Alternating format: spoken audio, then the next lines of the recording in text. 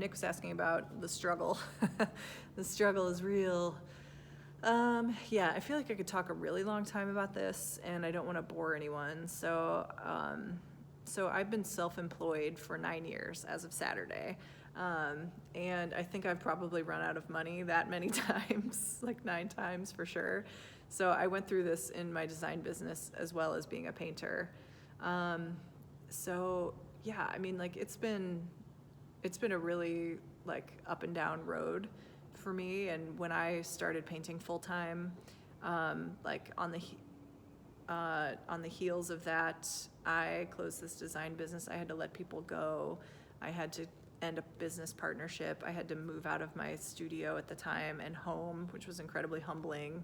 And I totally felt like a failure. And it was like, ugh, this like, did I just make a huge fucking mistake? And I thought about that like all the time. I mean, people were like, what are you doing? Like, this is crazy. And, you know, that was very scary. And one of the things that I did a lot during that time was just like, I would just make lists of all the things I was afraid of.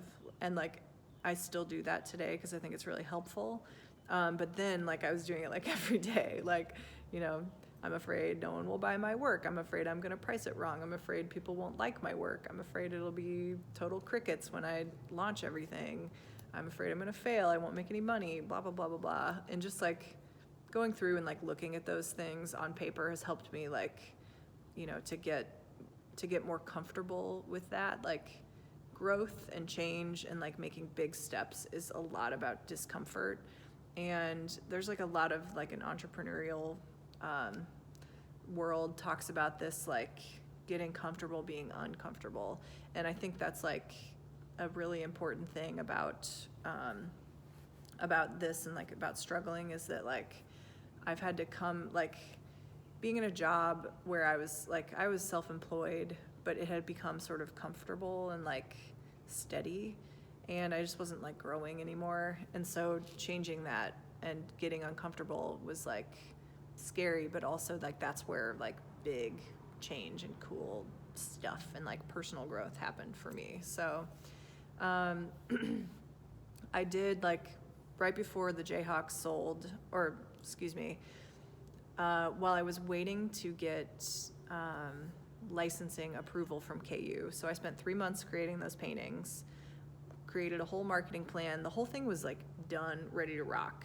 And then we took it to the licensing director and to ask for permission. So essentially creating the Jayhawks or any licensed anything that has a trademark, you have to get permission from that brand to then sell it because it's their intellectual property. And then they often, or almost always, I would say, collect a royalty on your sales. So I had spent all this time creating this project, and if they had said no, then I would have been totally screwed, because at that time I had like 27 cents in my bank account. I literally I went all in on it. I really believed it was going to work, but they had to say yes, otherwise I couldn't sell. I couldn't sell those paintings. They would have sued me for that. So yeah, that was really scary. And then like I got licensed and we started launching, but it's still, then we displayed the paintings, and then it took 3 months for them to sell. And that was like rejection after rejection after rejection every single day, trying to figure out like who's gonna buy these. I really wanted them to sell as a set instead of individually. And so I called in every single favor I had. Like I'm cashed like for some of them for my whole career, like just everyone I knew, anyone I could think of, asking for favors just for introductions to try and romance people into buying those paintings.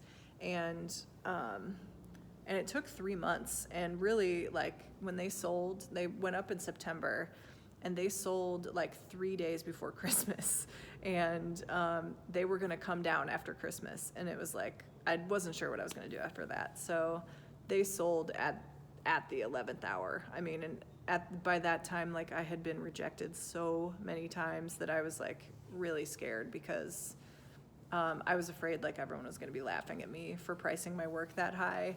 And, you know, and it happened. And it didn't happen the way I thought it was going to at all, but it did, and it was pretty wild.